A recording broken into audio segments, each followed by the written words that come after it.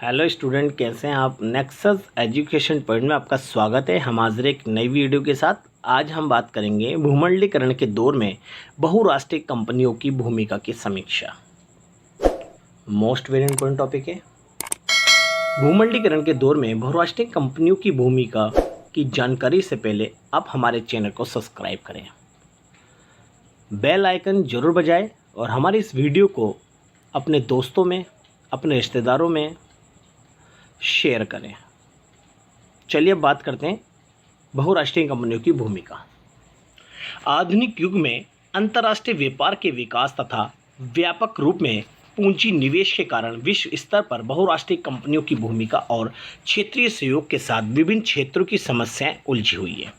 आज आधुनिक युग में प्रत्येक देश अपने व्यापार को बढ़ाने, अधिक लाभ प्राप्त करने के लिए अपने देश की सीमाओं से अन्य देशों के उपनिवेशों के बाजारों तक निकल रहा है और अन्य देशों में पूंजी निवेश को बढ़ावा दे रहा है, जिसके कारण एक कंपनी अपने देश के साथ साथ अन्य देशों में भी स्थापित हो रही हैं, जिससे बहुराष्ट्रीय कंपनियों को बढ़ावा मिला है। इसके साथ साथ क्षेत्रीय सहयोग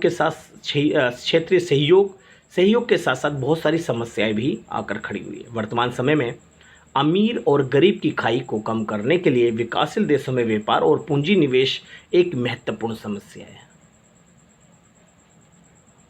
इस प्रकार के पूंजी निवेश से गरीब और अमीर दोनों के देश विश्व स्तर पर लाभान्वित हो सकते हैं।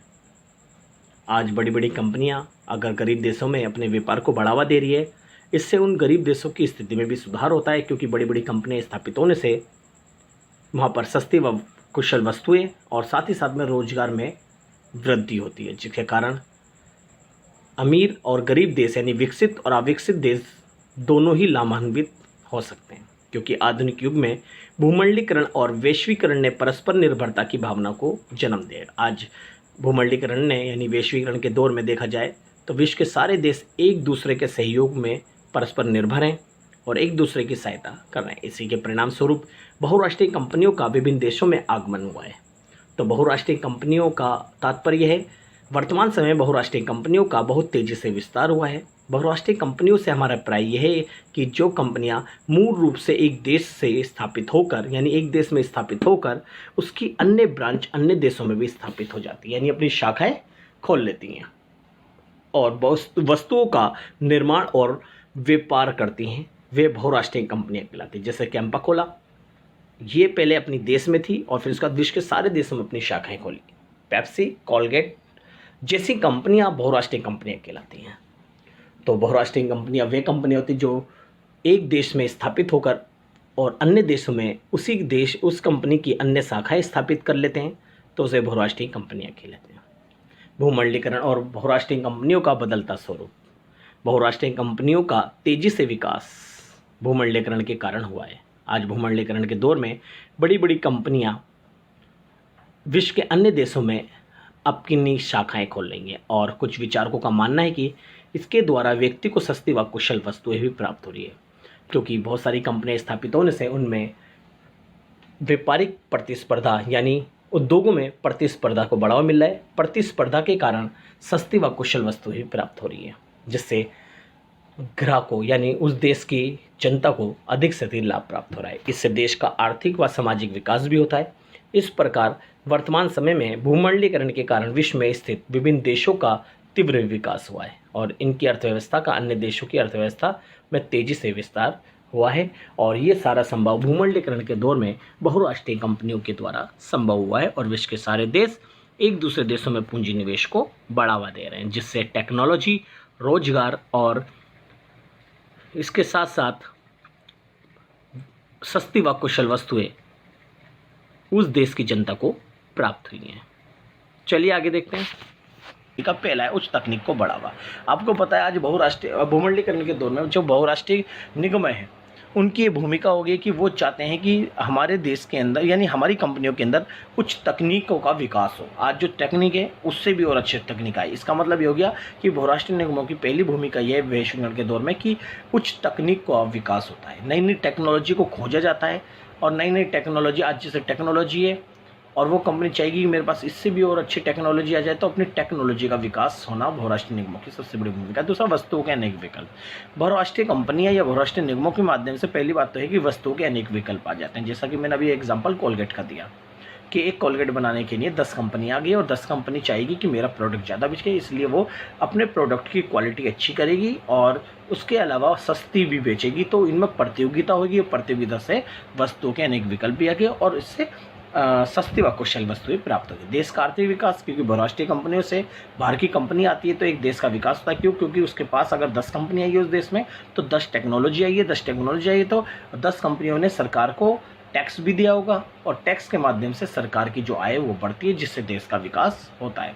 और कंपनियां भी आती है तो बड़े बड़े रोड हाईवे भी बनवाती है और सस्ती व कुशल वस्तुएं मैंने आपको बता ही दिया है। रोजगार में वृद्धि, जब बड़ी बड़ी कंपनियां आएगी, अगर एक प्रोडक्ट की 10 कंपनी आ गई और दूसरे प्रोडक्ट की 10 कंपनी आ गई तो यानी 10 कंपनियों में रोजगार भी तो बढ़ेगा। और दूसरे क्षेत्र अगर मैं बात करूं वस्तु में, उसकी कंपनी भी बेचेगा। कहने का मतलब है कि बहुराष्ट्रीय कंपनियां स्थापित होने के बाद वो रोजगार भी लाती है। और इसका वित्तीय प्रवाह, वित्तीय प्रवाह होती है, बाहर से कंपनियां आती है, अपने इन्वेस्ट करती है और यहाँ पर जो पूंजी होती है उसका विस्तार होता है और यहाँ पर इन्वेस्ट होता है, पूंजी निवेश होता है, जिसे कहते हैं वित्तीय प्रवाह। प्रवाह मतलब होता है फैलना, यहाँ पर विदेशी पूंजी देश के अंदर फैलती है। फिर वस्तुओं के आयात व निर्यात को बढ़ावा। जी, बहुराष्ट्रीय कंपनियां आने के बाद बहुराष्ट्रीय निगमों के माध्यम से वस्तुओं के आयात व निर्यात को बढ़ावा देती है। वस्तु आती है, जाती है, कच्चा माल आता है, बने हुए वस्तु आती है, बनी हुई वस्तु जाती है और कच्चा माल आता है। इस तरह से जो वस्तुओं का जो है आदान प्रदान देशों में लगा रहता है और प्रतियोगिता को बढ़ावा, जैसा मैंने आपको बताया कि हर वस्तु के अंदर प्रतियोगिता है। प्रत्येक कंपनी में कंपटीशन छिड़ा रहता है कि सब कंपनियां चाहती है कि मेरी वस्तु ज़्यादा बिके, मेरी ज़्यादा वस्तु बिके। इस तरह से प्रतियोगिता को बढ़ावा मिलता है। ये हमारे बहुराष्ट्रीय कंपनियां, बहुराष्ट्रीय निगमों की भूमिका थी। अब बात करते हैं बहुराष्ट्रीय निगमों की आलोचना। पहला, अन्य देशों का शोषण होता है। जब कोई कंपनी किसी देश में स्थापित करती है तो वहाँ पर कंपनियों में गरीबों का शोषण करते हैं, मजदूरों का शोषण करते हैं। वो ज़्यादा से ज़्यादा लाभ प्राप्त करने के लिए वो कम मजदूरी पर रखते हैं और ज़्यादा से ज़्यादा समय में काम भी करवाते हैं। लघु कुटीर उद्योग नष्ट हो जाते हैं। बड़ी बड़ी कंपनी स्थापित होने से जो समाज के जो छोटे छोटे लघु कुटीर उद्योग हैं वो उनके सामने टिक नहीं पाते, उनकी प्रतियोगिता के सामने टिक नहीं पाते। इसलिए लघु कुटीर उद्योग के बाद जो वस्तु की जो क्वालिटी होती है वो बहुत ही निम्न होती है, इसलिए जो बड़ी बड़ी कंपनियां हैं वो आगे निकल जाती है, जिस कारण लघु कुटीर उद्योग नष्ट हो जाते हैं। तो तीसरा, प्रतियोगिता में छोटे उद्योग पिछड़ जाते हैं। जैसा मैंने आपको बताया, हाथ के कारीगर ठप हो जाते हैं क्योंकि बड़ी बड़ी टेक्नोलॉजी आने से, बड़ी बड़ी कंपनियां स्थापित होने से हाथ के काम करने वाले व्यक्ति ठप हो जाते हैं, उनमें बेरोजगारी को बड़ा मिलता है। क्यों? क्योंकि इसका कारण सबसे बड़ा ये है कि बड़ी बड़ी मशीन आने से 10 लोगों का काम एक मशीन कर देती है।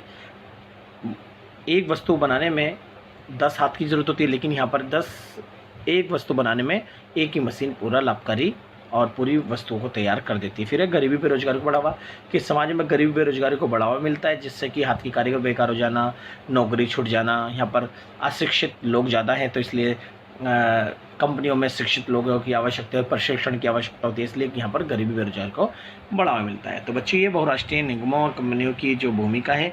अगर आपको हमारी वीडियो अच्छी लगी तो हमारे चैनल को सब्सक्राइब करें, लाइक, कमेंट, शेयर करना ना भूलें।